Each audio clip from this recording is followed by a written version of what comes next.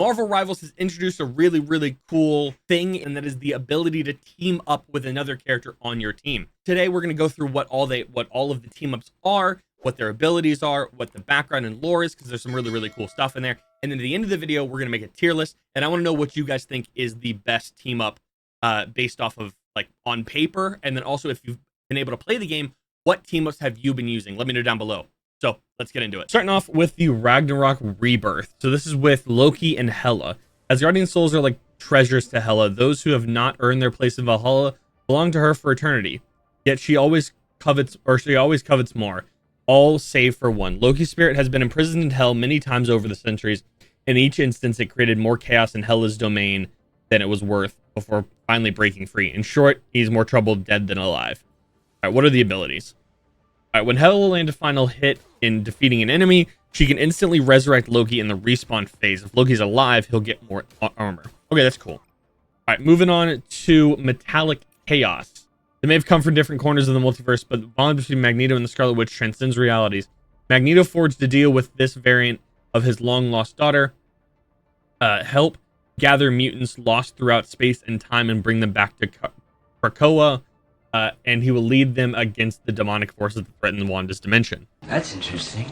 Chaotic Bond. Scarlet Witch can infuse chaos energy into Magneto to enchant his greatsword. Upon receiving the chaos energy, Magneto can unleash its full force, striking down enemies with his enchanted greatsword.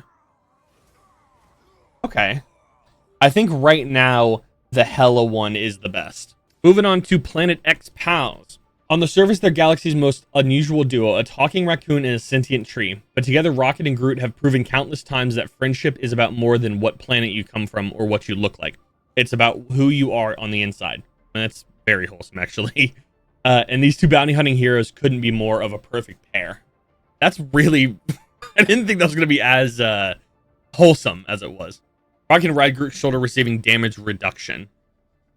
Wait. Rocket can ride on Groot...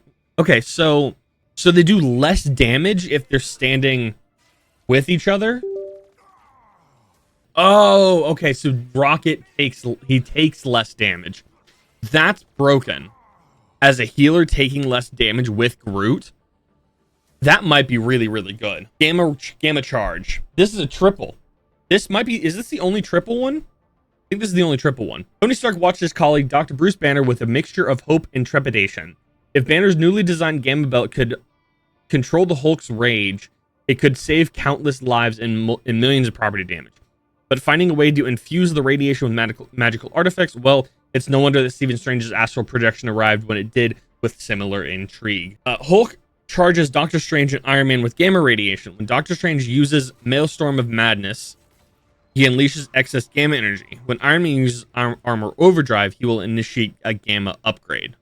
Okay. That's kind of cool. I think you're going to see this one a lot less because it requires 3. I guess it's Hulk and Iron Man or Strange. It doesn't require all 3, which is actually pretty nice. Yeah, so that is the only triple hero. I guess it's not really a triple hero, but it's 3 available heroes. Ammo Overload, another rocket one. So there's 2 rockets. There's 2 rocket. Interesting, but not everybody else has one. Wait, does everybody have one? 1, 2, 3, 4, 5, 6, 7, 8, 9, 10, 11, 12, 13, 14. No, not everybody has one. Ammo Overload. When Rocket lifted a quantum circuit board from the agents of the Cosmos Complex, he was planning to use it to get the Milano in the air again. But he quickly realized that kind of power could be put to much better use on the battlefield. Can you imagine a device that supplies unlimited ammo? Well, the Punisher certainly can.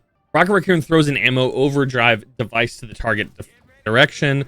Okay, that's what the device is. Upon entering the device's range, Punisher receives a buff of infinite ammo and faster firing. That's terrifying with his shotgun. That's not good. Yeah, so I think Rocket probably... I mean, Rocket's a good healer, but this is also probably why he has as high of a pick rate, is it's 2 different ones. Limbo Shortcut. Okay, this is Punisher and magic. It's not often that the king of an intergalactic empire invites the queen of a demonic netherworld to join him for a diplomatic meeting. So when Magic got the call to come visit Wakanda, she couldn't help but answer. If King T'Challa had known her better, however, he wouldn't have bothered to send the fancy spacecraft to pick her up. This is going to have something to do with her not Brimstone dimension. What dimension does she go through? Magic opens a portal. Black Panther can use the portal. Well, I think we found what the worst team up is. That might be the worst team up possible, honestly. That seems very pointless. I guess it gets you directly to backline, maybe, but I still don't think that's a priority one. All right, last one, Chilling Charisma. This one's my favorite from in-game use. The Ragnarok Rebirth one's actually really nice on paper, but this is my favorite one in-game. 1 minute, Luna Snow was performing concert to a sold-out crowd on Jeju Island. The next, she was battling Monstro, a massive creature from the ocean's depth, brought to the surface by Namor, the king of the seas. Namor noticed how the flashy young hero captured the hearts of her adoring public. Her ability to inspire only infuriated him more.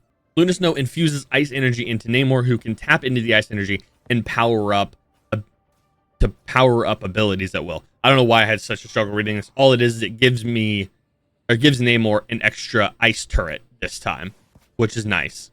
Which I don't think I feel like it should freeze, but it just does damage just like the other turrets. Now that we've gone over what each ability does, let's quickly put them into a tier list of where I would rank them overall. Starting with the characters that do not have a team up.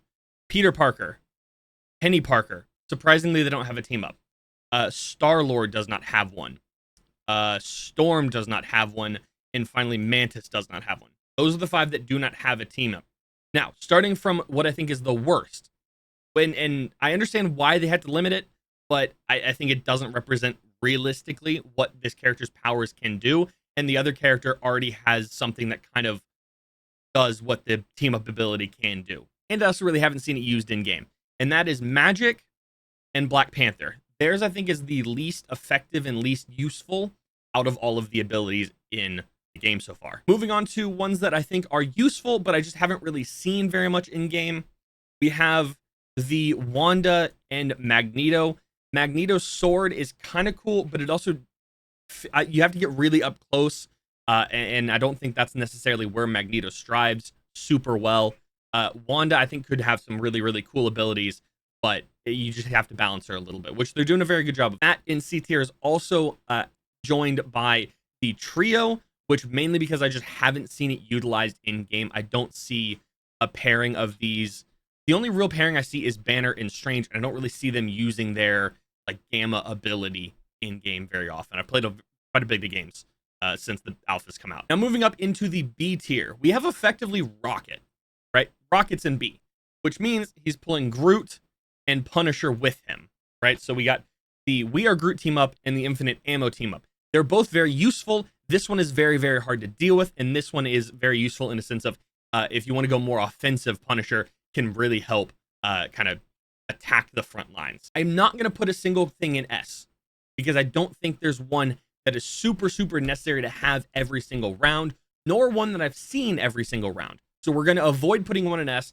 I don't think there's one that is S tier that is elite, that is necessary every single time you play the game, which means the Ragnarok Rebirth, giving Loki another life and or more ammo, is A tier. It would go up there if it benefited Hela in some way as well, but most of them are only beneficial to a single character.